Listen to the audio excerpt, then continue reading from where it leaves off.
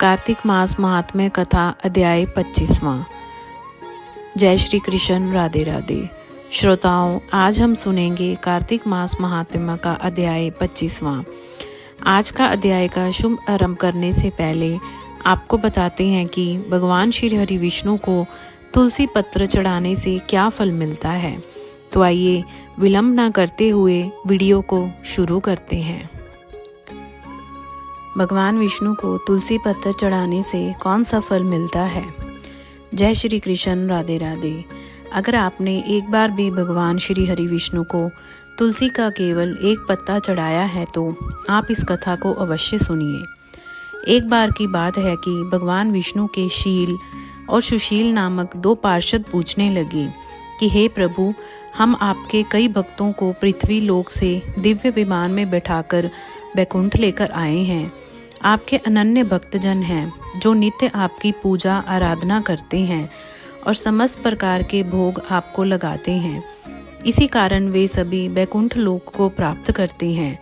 किंतु हे प्रभु, आज हमारे मन में एक शंका है जो हम आपसे पूछना चाहते हैं।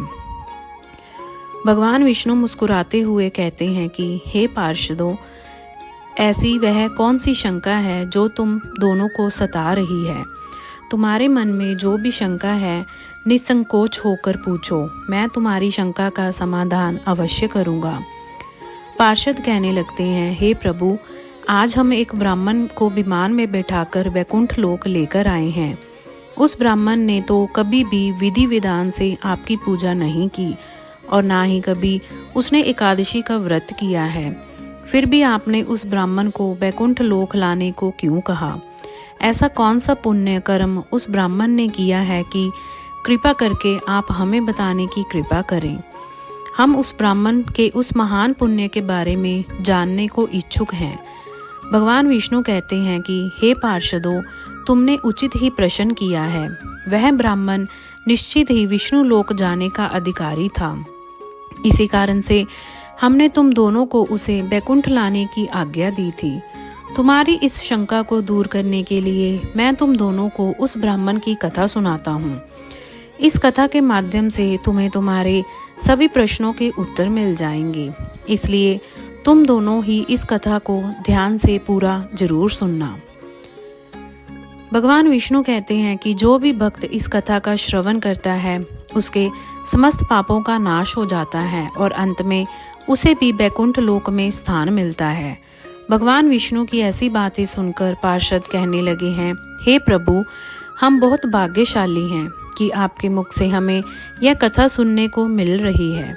कृपया आप हमसे उस कथा को कहिए, हम एकाग्रचित्त होकर इस कथा का रसपान करेंगे। तत्पश्चात भगवान विष्णु जी कथा सुनाने लगते हैं।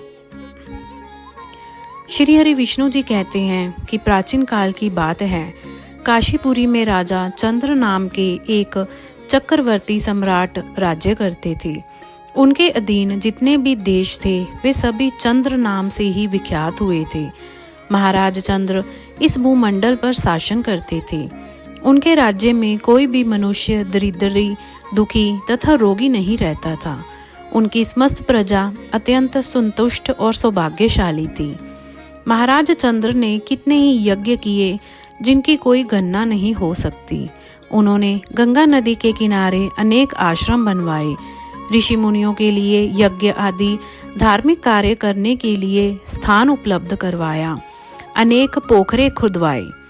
फिर एक दिन महाराज चंद्र अनंत शहर नाम के तीर्थ में गए। वहां पर भगवान विष्णु का अत्यंत सुंदर मंदिर था। उस मंदिर में भगवान विष्णु की एक अत्यंत सुंदर मूर्ति थी। महाराज चंद्र ने भगवान विष्णु की विधि विधान से पूजा की। उन्हें माणिक, मोती, स्वर्ण आदि से बने हुए सुंदर सुंदर रत्न चढ़ाए तथा अनेक प्रकार के फूलों से भगवान का पूजन किया और उन्हें साष्टांग प्रणाम किया। प्रणाम करके महाराज चंद्र उसी मंदिर में आसन पर बैठ गए। फिर कुछ देर बाद उस मंदिर में एक गरीब ब्राह्मण आया जो उन्हीं के काशी नगर का निवासी था। उनके हाथ में पूजन की सामग्री और तुलसी दल था। उस ब्राह्मण का नाम विष्णुदेव था। महाराज की नज़र उस गरीब ब्राह्मण पर पड़ी।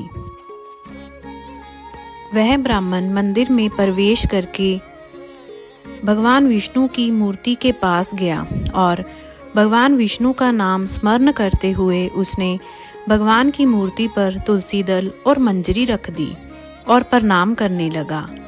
महाराज चंद्र ने पहले जो रत्न माणिक तथा स्वर्ण से भगवान की पूजा की थी उस ब्राह्मण के तुलसी पत्र के नीचे ढक गई, जिसे देखकर महाराज चंद्र को बड़ा क्रोध आ गया। महाराज कहने लगे, अरे ब्राह्मण, तुम्हें दिखाई नहीं दे रहा है क्या? हमने भगवान विष्णु की विधि विधान से पूजा की है, उन पर स्वर्ण माणिक और मोती से बने आभूषण चढ़ाए हैं, और तुम मूर्ति पर यह तुलसी के पत्ते डालकर शोभा क्यों बिगाड़ रहे हो? बताओ, तुमने ऐसा क्यों किया? मुझे तो ऐसा जान पड़ता है कि तुम बड़े ही मूर्ख हो।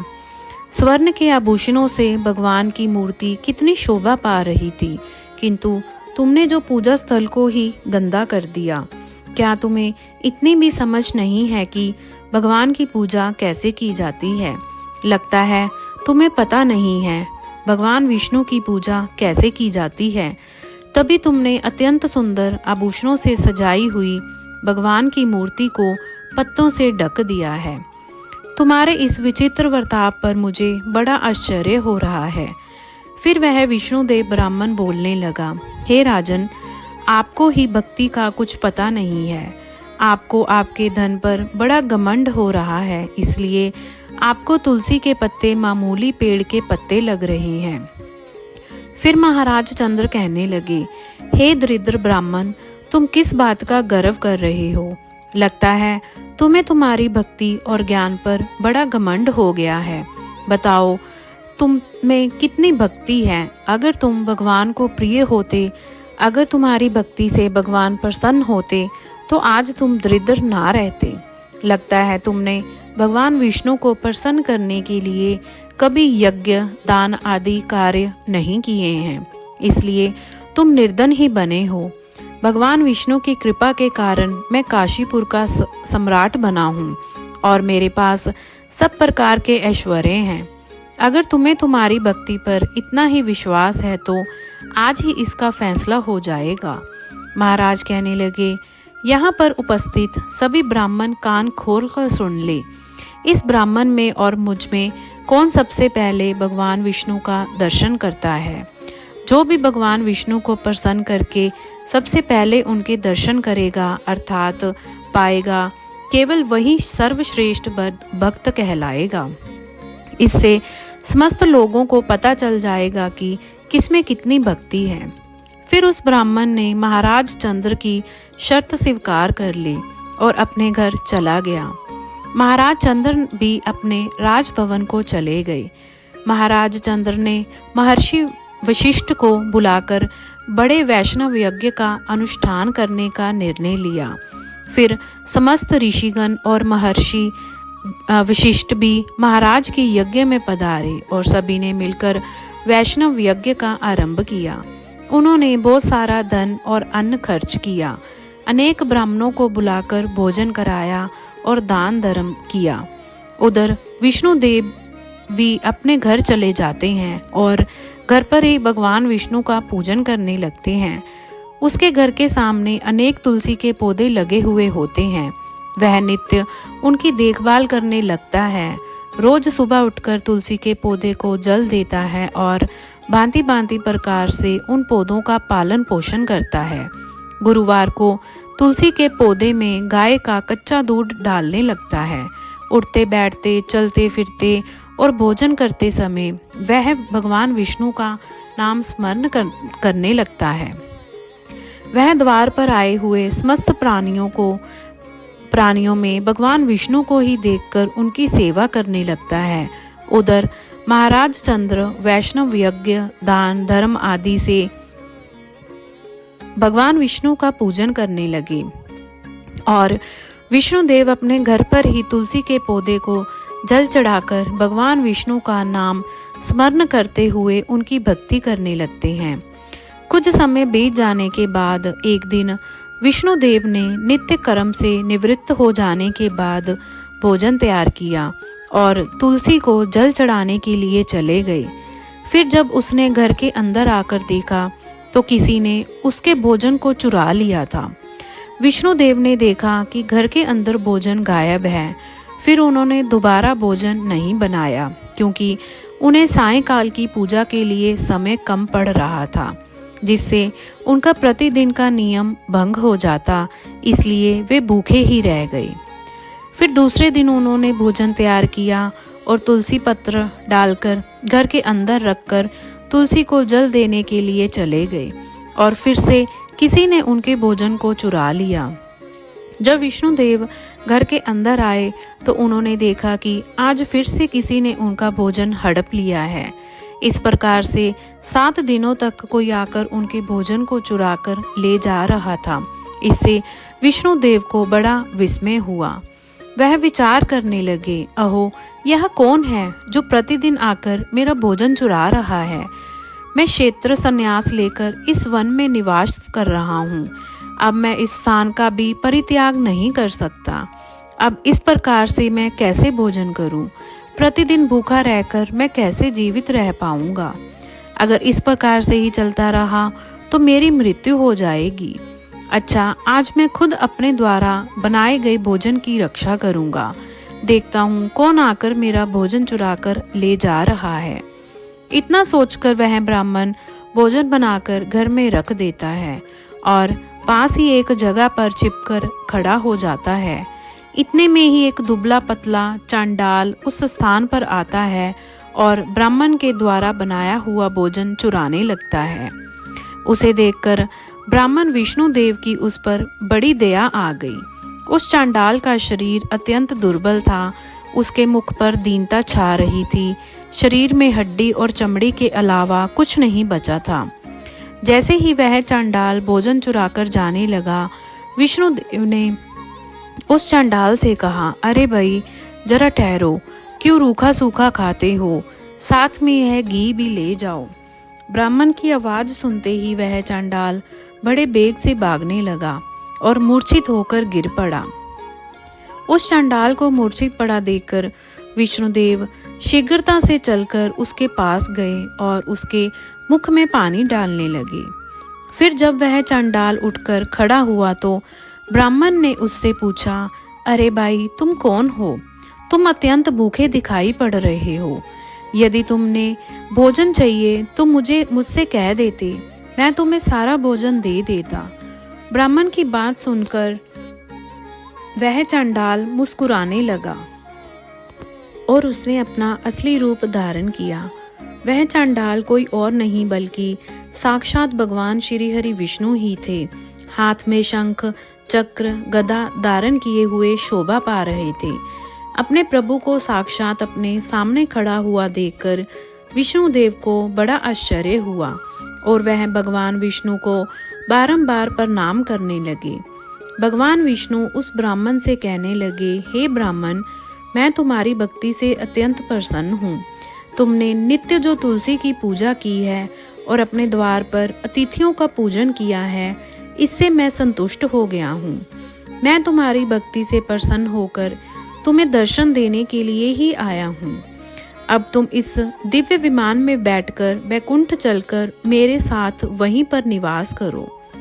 इतना कहकर भगवान विष्णु वहां से अंतर्ध्यान हो गए।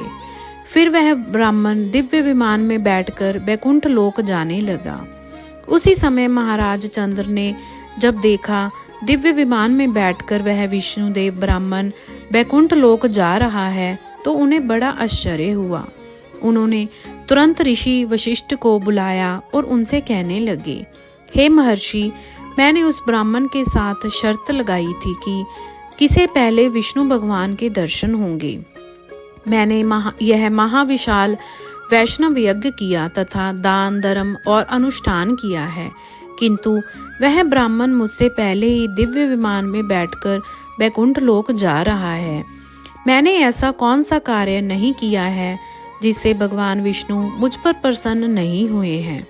मैंने विधि विधान से भगवान का पूजन किया है तथा समस्त ब्राह्मण को दान दक्षिणा दी है, किंतु अभी तक भगवान विष्णु मुझ पर प्रसन्न नहीं हुए हैं।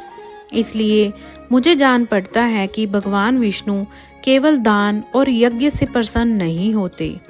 ब्राह्मण ने अवश्य ही मुझसे बढ़कर कोई विशेष कार्य किया है जिससे वह प्रभु के दर्शन का अधिकारी बन गया है। इतना कहकर महाराज चंद्र अत्यंत दुखी हो गए और उन्होंने अपने प्राण त्यागने का निर्णय लिया। उन्होंने अपने सिंहासन का त्याग किया। उनकी कोई संतान नहीं थी। उन्होंने आजीवन ब्रह्मचर्य व्रत का पालन किया था। इसलिए उन्होंने अपने बांजे को सिंहासन पर बिठा दिया और फिर वही यज्ञ की अग्नि के समीप गए और उसमें कूदने लगे। तभी देवर्षि नारद उस स्थान पर प्रकट हुए और उन्होंने महाराज चंद्र को रोक लिया।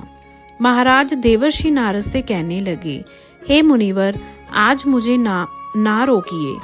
मेरा जन्म विफल हुआ, मेरा सारा यज्ञ और मेरी पूजा भी विफल हो गई। मैंने आजीवन भगवान विष्णु का पूजन किया, यज्ञ आदि कार्य किए, किंतु भगवान विष्णु उस ब्राह्मण पर प्रसन्न हुए। मुझ पर धिक्कार है। देवर्षि नारद कहने लगे, हे राजन, आपने कोई भी अनुचित कार्य नहीं किया है। भगवान आपकी भक्ति से प्रसन्न हैं, किंतु आपने अभी तक भगवान के दर्शन करने योग्य कोई कार्य नहीं किया है। तब महाराज चंद्र कहते हैं कि हे देवर्षि नारद, बताइए वह कौन सा कार्य है जिसे भगवान विष्णु प्रसन्न होकर दर्शन देते हैं। मेरी पूजा में ऐसी कौन सी कमी रह गई है।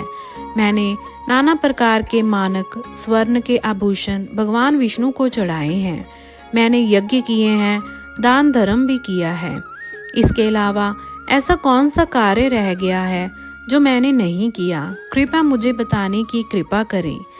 तब देवर्षि नारद कहते हैं, हे राजन, आपने भगवान विष्णु की पूजा में केवल एक वस्तु का प्रयोग नहीं किया है।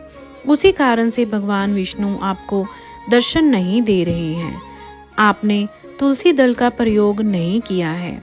ब्राह्मण ने भगवान विष्णु पर तुलसी दल चढ़ाए तो आपने तुलसी पत्र को मामूली पेड़ के पत्ते कहकर उसका अपमान किया है। भगवान विष्णु को तो तुलसी के पत्ते सबसे अधिक प्रिय हैं। आपके स्वर्ण के गहने, मानिक, मोती आदि धन संपत्ति और दान सब कुछ तुलसी के पत्र के आगे तुच्छ हैं। यदि आप भगवान विष्णु को प्रसन्न करना चाहते हैं, उनके दर्शन करना चाहते हैं, तो आप उन्हें तुलसी पत्र चढ़ाइए। भगवान विष्णु बिना तुलसी पत्र के किसी भी प्रकार का भोग स्वीकार नहीं करते हैं। उस ब्राह्मण ने नित्य तुलसी के पौधों की सेवा की है और भगवान विष्णु को नित्य तुलसी के पत्र डालकर भोग लगाया है। इसलिए उसे भगवान विष्णु के साक्षात दर्शन हुए हैं। इसलिए हे राजन, आप भी तुलसी की वाटिका का निर्माण करें, तुलसी के पौधे लगाएं, तुलसी के पौधों की देखभाल करें और भगवान विष्णु को भोग में तुलसी के पत्र चढ़ाएं। देवर्षि नारद के वचन सुनकर महाराज चंद्र को पश्चाताप होने लगा। उन्हें अपनी भूल समझ में आ गई और फिर उन्होंने अपने राजमहल के पास तुलसी के सुंदर सुंदर पौधों का रोपण किया और नित्य तुलसी को जल देने लगे। भगवान विष्णु को भोग में तुलसी के पत्र चढ़ाने लगे, जिसके उनके सभी दोष समाप्त हो गए। फिर एक दिन भगवान विष्णु ने साक्षात महाराज चंद्र को दर्शन दिए और कहने लगे, हे वत्स, मैं तुम्हारी भक्ति से अत्यंत प्रसन्न हूँ। तुम्हारे द्वारा चढ़ाए हुए भोग से भी मैं संतुष्ट हूँ। इसलिए अब तुम इस दिव्य विमान में बैठकर बैकुंठ लोक चलो और मेरे साथ निवास करो। फिर महाराज चंद्र भी दिव्य विमान में बैठकर विष्णु लोक को चले गए। भगवान विष्णु कहते हैं, हे पार्षदों, इस प्रकार मुझे तुलसी के पत्र सबसे अधिक प्रिय हैं। केवल तुलसी के पत्र का भोग चढ़ाने के कारण ही उस ब्राह्मण को विष्णु लोक की प्राप्ति हुई है। भगवान विष्णु के इस कथन को सुनकर दोनों पार्षद अत्यंत प्रसन्न हुए और भगवान विष्णु को बारंबार प्रणाम करने लगे। इस प्रकार से भगवान विष्णु को भोग लगाते समय तुलसी के पत्रों का प्रयोग अवश्य करना चाहिए। क्रोध, दंभ, ईर्ष्या का परित्याग करके भगवान विष्णु का पूजन नित्य करना चाहिए। एकादशी का व्रत करके तुलसी के पौधे की अच्छी तरह से देखभाल करनी चाहिए। ब्राह्मणों को दान देना चाहिए, गांव की सेवा करनी चाहिए। भगवान विष्णु की पूजा करने वाले को तामसिक भोजन का सेवन नहीं करना चाहिए। ऐसा करने से ही मनुष्य को विष्णु लोक की प्राप्ति होती है। कार्तिक मास महात्म्य कथा अध्याय 25वां। सुना प्रश्न ऋषियों का और बोले सूत जी ज्ञानी। 25वें अध्याय में सुनो श्री हरि की वाणी। धर्मदत्त जी का कथन 24वें कथा का आगे वर्णन सुनिए। तीर्थ में दान और व्रत आदि सत्कर्म करने से मनुष्य के पाप नष्ट हो जाते हैं, परंतु तू तो प्रेत के शरीर में है, अतः उन कर्मों को करने की अधिकारनी नहीं है। इसलिए मैंने जन्म से लेकर अब तक जो कार्तिक का व्रत किया है उसके पुण्य का आधा भाग मैं तुझे देता हूँ, तू उसी से सद्गति को प्राप्त हो जा। इस प्रकार कहकर धर्मदत्त ने द्वादश साक्षर मंत्र का श्रवण करते हुए तुलसी मिश्रित जल से ज्यों ही उसका अभिषेक किया, त्यों ही वह प्रेत योनि से मुक्त हो प्रज्वलित अग्निशिखा के समान तेजस्विनी एवं दिव्य रूप धारणी देवी हो गई और सौंदर्य में लक्ष्मी जी की समानता करने लगी। तदंतर उसने भूमि पर दंड की भांति गिरकर ब्राह्मण देवता को प्रणाम किया और हर्षित होकर गदगद बानी में कहा, हे द्विज श्रेष्ठ, आपके प्रसाद से आज मैं इस नरक से छुटकारा पा गई। मैं तो पाप के समुद्र में डूब रही थी और आप मेरे लिए नौका के समान हो गए। वह इस प्रकार ब्राह्मण से कह रही थी कि आकाश से एक दिव्य विमान उतरता दिखाई दिया। वह अत्यंत प्रकाशमान एवं विष्णु रूपधारी पार्षदों से युक्त था। विमान के द्वार पर खड़े हुए पुण्यशील और सुशील ने उस देवी को उठाकर श्रेष्ठ विमान में चढ़ा लिया। तब धर्मदत्त ने बड़े आश्चर्य के साथ उस विमान को देखा और विष्णु रूपधारी पार्षदों को देखकर साष्टांग प्रणाम किया।